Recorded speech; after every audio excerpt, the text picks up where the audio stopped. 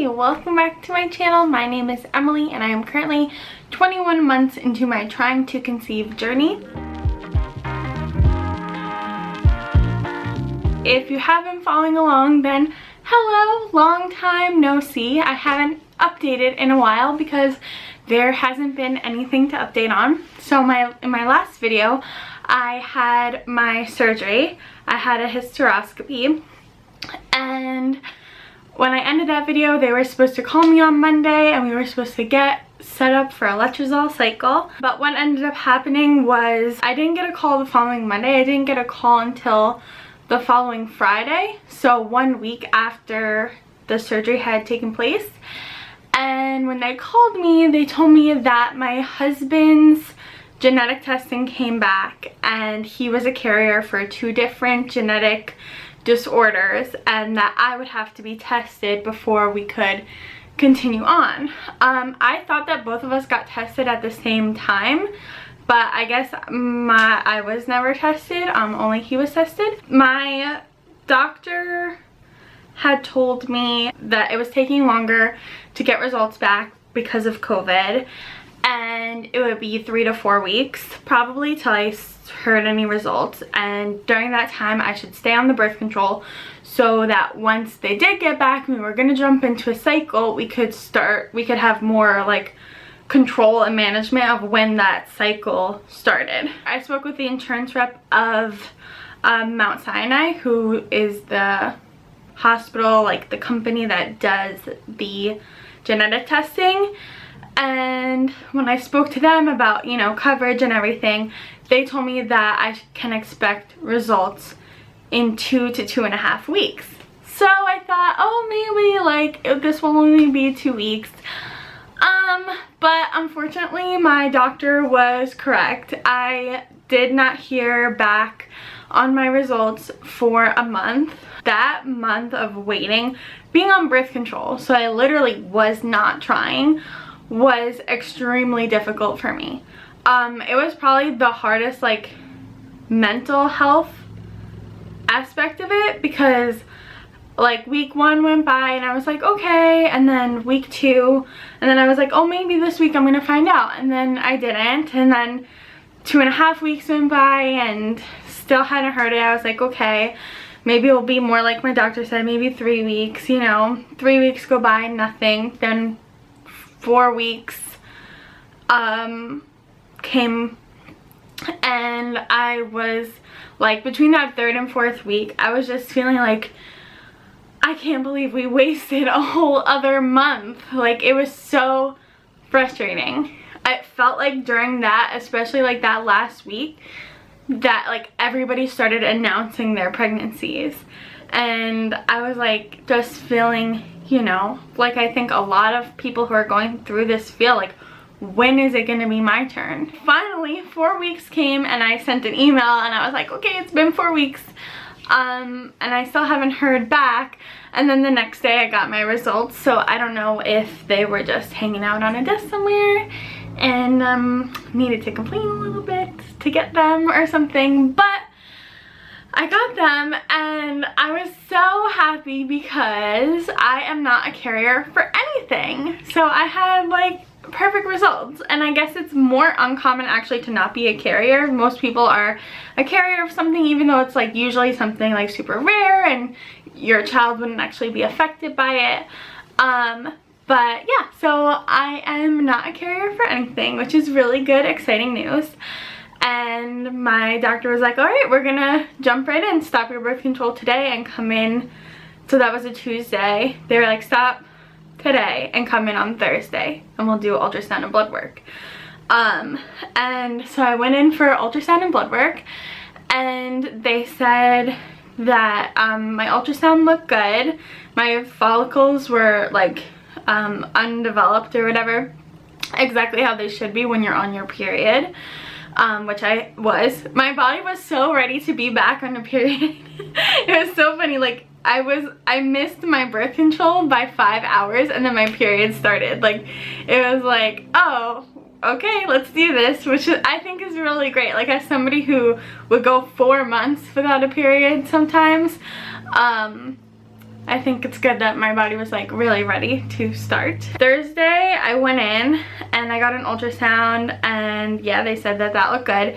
The only thing was that there was a follicle cyst type thing that just looked like it probably just was from last cycle and it hadn't been reabsorbed into the body yet. But he said if that was throwing out hormones, then it would interfere with the letrozole, so we wouldn't be able to start this cycle. So that's why they took the blood work. But they took the blood work, and the blood work came back that my hormones were all exactly how they should be for like being on cycle day 2 or 3, whatever it was at that point. And then the next day they had me start Letrozole. So that was Friday, and today is Sunday. So I've been on Letrozole 2 nights. What Letrozole does is Letrozole tricks your brain that you don't have enough FSH, or follicle stimulating hormone, and then you create extra follicle stimulating hormone basically, and that will hopefully make one or more of your eggs get super ready so that you ovulate. Especially for me, because I have potentially a blocked fallopian tube, it makes sense to make sure that I get good eggs on both sides, so that when they trigger, give me the trigger shot, the Ovidrel, and the egg, you know, that an egg from the right side, which is the left side, the good side, the left side, would be able to go down, and that I'll have more of a chance of conceiving. And that is called super ovulation.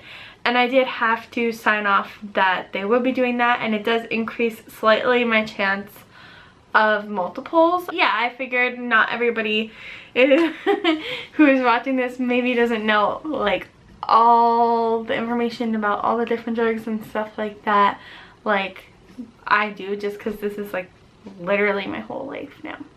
So I just wanted to insert that. We did 7.5 milligrams for starting off with, and I have a shot of Ovidrel that will be coming from a specialty pharmacy, so it'll get sent to our house next week. So that's where we're at. Next Sunday, which is Mother's Day, I will go in and they'll see how my eggs are doing. And if I have some nice juicy eggs, they'll give me the Ovidrel, aka like a trigger shot, and then send me home to baby dance, and then we will see how that all goes. So that's the plan for this cycle. I'm feeling so good now. Like, I'm just happy to be literally trying again, like literally able to do anything. I mean, I'm not trying right at this second because I'm on my period, but you know, to be able to just like feel like, okay, I'm doing something and in motion again. If you ever read the Dr. Seuss book, Oh, the Places You Will Go, there's like one page in it which is like the most useless place is the waiting place. And I just felt like I've been in the waiting place for a month, just like waiting and waiting for this test results to come back. And I'm so grateful that they came back and everything was fine and we're able to move on to these next steps. And I'm grateful that we're trying something, and of course I hope that it works the first time. That would be amazing. But I think that like the place I'm in mentally right now is that I'm just grateful to be actually trying and actually doing something this cycle now. So I wanted to talk about a little bit, so I want to talk about the side effects of Letrozole for me personally, because I know that like if you're watching this you might also be going through it. For me personally, it's a little bit hard to tell because my pathology came back and there was signs that I have chronic endometritis, which is just like you have like chronic inflammation of your endometrial lining. It's not the same as endometriosis. It's like an infection, but like you could just constantly have it and not have any symptoms from it. So I'm on a high dose of antibiotic, and I also got my second COVID vaccine and I started the Letrozole all on the same within 2 days. So it's hard to tell what symptoms are from what. I think the antibiotic is definitely the hardest thing on my body, because immediately after I take it, I feel like I'm gonna be sick. The Letrozole, the only symptom that I can say that I've had is that I am more like sweaty. You can get hot flashes, it says, but for me it's more like night sweats. So I'm probably like having a hot flash, but it's like while I'm in my bed. So like the past 2 nights I've woken up in the middle of the night like just like covered in sweat. Which like out of all, we looked at all the side effects just to have a little bit of idea of what to expect, and Tim said he has never seen, oh, Tim is my husband, and he's said he's never seen so many side effects on a medication, and he's a medical professional.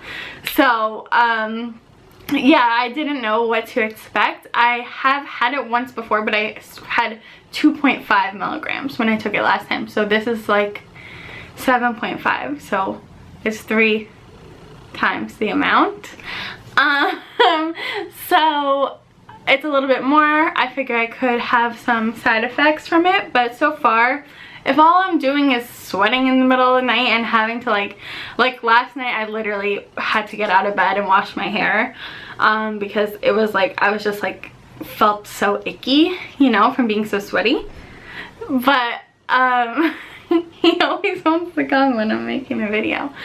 But if my worst side effect is being like sweaty in the middle of the night and having to get up and take a cold shower in the middle of the night, then that is definitely not the worst. If you read that list, you would know. I will accept any prayers and baby deaths that this cycle is our cycle. But even if it's not, like I said, I'm feeling really good about just like that we're having some movement forward with everything. And I will update you guys as soon as there's an update. Potentially on May 9th I'll get my trigger shot. That's the next day that I'm going to the doctor's. But between then and now I'm just waiting for the Avogel to come in the mail so I can bring that with me to that appointment. And I am taking the Letrozole until the 5th. So I have, today is the 2nd, so I have a couple more nights of that. And yeah, that's it. Well, thank you so much for watching, and I will see you guys soon. Bye.